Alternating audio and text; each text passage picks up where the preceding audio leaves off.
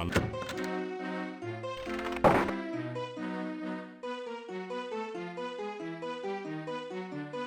You awaken as the sun begins to rise. The note says, "Meet me at the castle gates tonight. We have much to talk about. Katrina."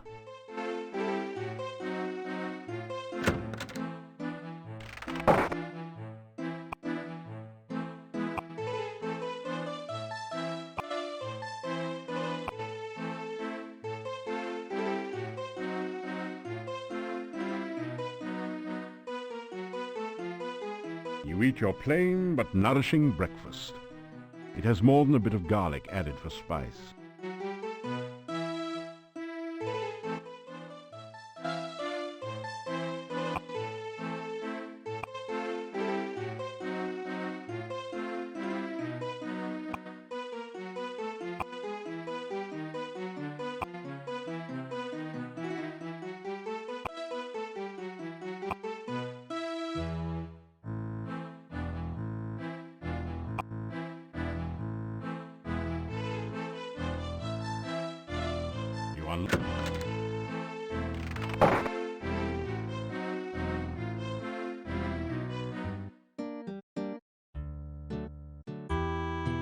The massive gate.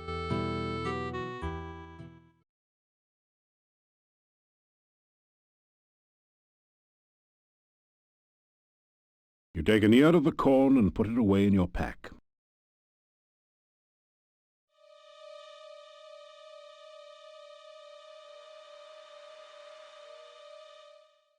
How nice of you to come. I'm afraid I accidentally signed the wrong name to your note. It's been ages since we last met. Come here and let me look at you. You face the worst of two worlds. LBRY still has the magic that made him a power when he was alive, and now he has the strength and abilities of a vampire as well.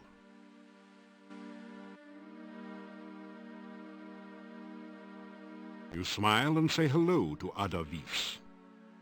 I hate cheerful people. I eliminated them in Rasir, and I shall do the same here. You ask LBRY about the letter you received from Katrina. Oh? Have you been receiving letters from little Katrina? Other than the one I sent in her name, that is. You ask LBRY how it is that he is still alive after hurtling to a fiery doom in Rasir. Alive? You think I'm alive? You simple-minded fool! I am greater now than I ever was in life, as you shall have a very short time to learn before your own death. You have no power against one such as I. Let's play a little game of fox and hound, shall we?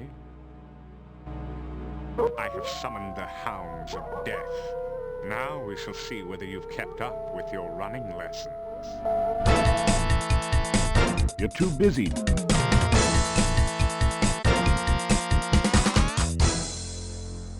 You fool! Did you really believe you could get away from me? I have you now, and you will pay for my death. It is you that caused me to become a vampire. If you had not killed me, I would never be forced to serve the Dark Master again. You probably blame me for all the problems around here, don't you? You understand nothing. The Dark Master is the cause of all the woe that is here. The Dark Master brought you here against my better judgment. The Dark Master made me what I am now, a Nosferatu, and seeks to do the same to you. But I shall spare you that fate. I will mercifully end your miserable existence. Then the Dark Master and I will call forth eternal darkness, and we will no longer be limited to travel at night. Together, my master and I will create an army of undead, and we will conquer the world. Pity you won't be there to witness this. You cannot stop us now. You will never find your way out of this dungeon, and only a stake through the heart or more magic than you will ever have can stop us. You will die, knowing that you were destroyed by the Dark Master. The sun now rises, and I must go to my rest. You too shall rest. I will not allow you the chance to escape your fate, or to use that stake and hammer I torment you with here. Weapons of my destruction so close at hand, yet so far. Sleep now, great hero. Tomorrow, we die.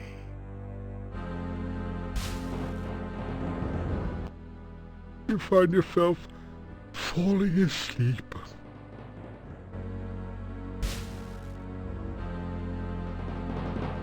You wake up from what you thought was a nightmare, only to discover that it's only too real. It's a heavy iron hammer. It's a stout stake of the oaken variety. You don't have the strength to break the chain. You don't have the... You open the lock on the chains easily. It seems your foe has underestimated you once again. It does seem odd, though, that he didn't bother to remove your backpack.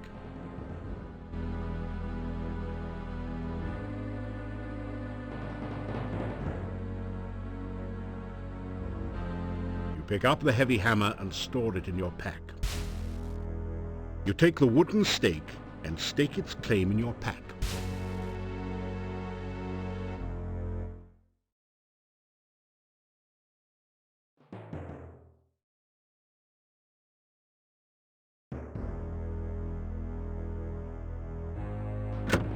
Now that you look closely, there does seem to be something a bit odd about the design of the Iron Maiden. You take a deep breath and step inside.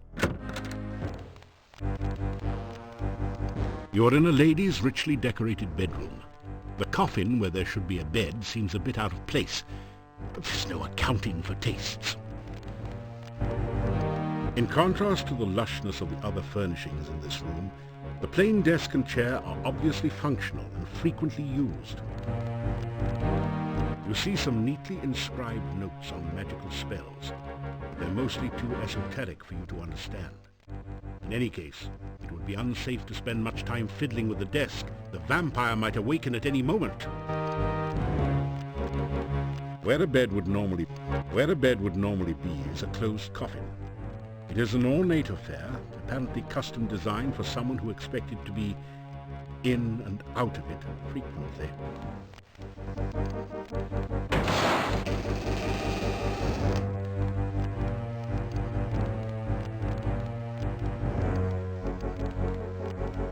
Suddenly you find yourself totally unable to move. You! What are you? How dare you! Try to kill me, were you? How dare you! You break into my home, steal away my child, kill my servant Toby, and then return to kill me? After I befriended you and helped you, some hero you are. I should leave you here to rot. I should let the rats gnaw your bones while you hang there. Give me one reason, one excuse why I should not leave you here to die.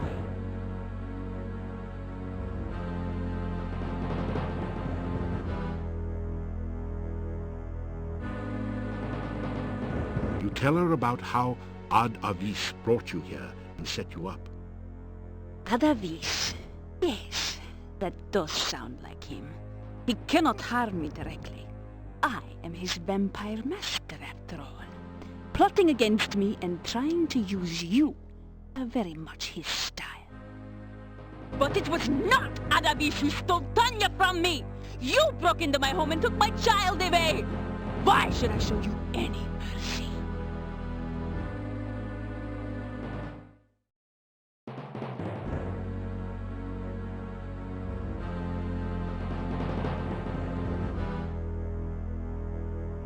Try to explain what you're doing in Katrina's bedroom.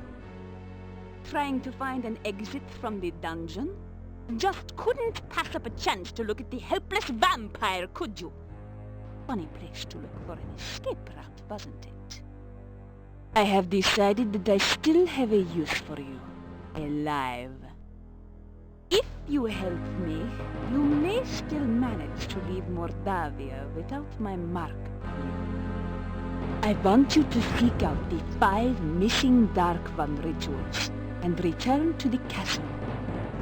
Together we will summon the Dark One and bring eternal night to this land. You will help me, won't you? Or must I take more drastic measures to assure your obedience?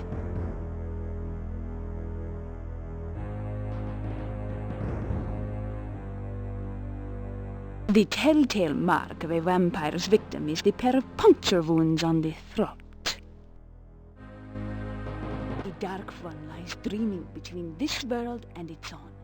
The Dark One's cave not only is a temple to the Dark One, it is the Dark One. I need the rituals in order to bring the Dark One back into this world. The Dark One will cast the shadow of darkness upon this land. Daylight will never come again.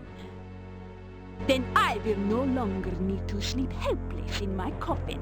I will no longer be vulnerable to any mere human who seeks to drive a stake through my heart.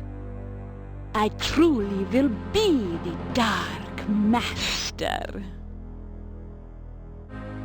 I can bite your throat and lick your blood until you are vacant. You will then be alive, but under my complete control. However, you would find it difficult to think clearly, and it would take you a long time to heal.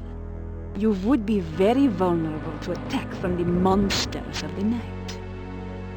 Since I do not want you to die just yet, I will restrain myself from caressing your very handsome throat with my teeth. For now, anyway. You tell Katrina that you'll do anything at all, if she'll just let you go and not rip your throat out. Very well. But because I can never completely trust you, I will make certain you carry out my bidding. By my will, I guias thee.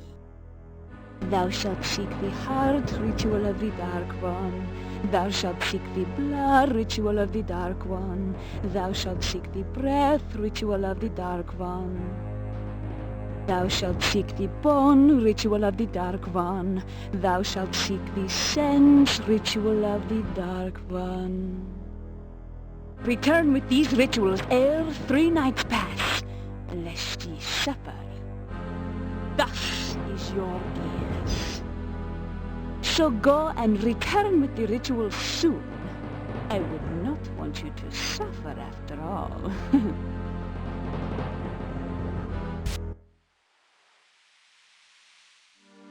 No one...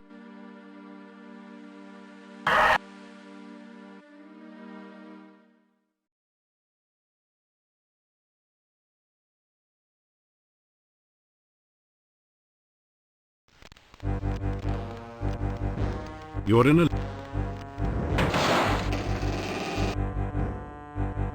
She won't duck away this time. You decide to perform an anatomical survey to prove once and for all whether or not Katrina is in fact a vampire. Squeezing the cold but soft flesh, you have no choice but to conclude that she really is undead. Whoops! Suddenly you...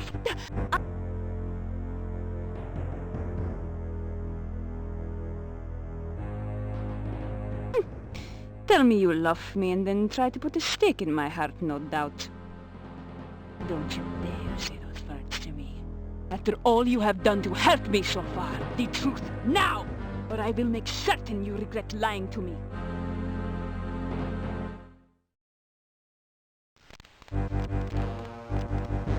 You're in a lady...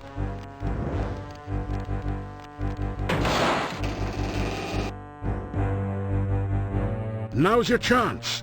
You lean over the open coffin and kiss Katrina long and hard on the lips.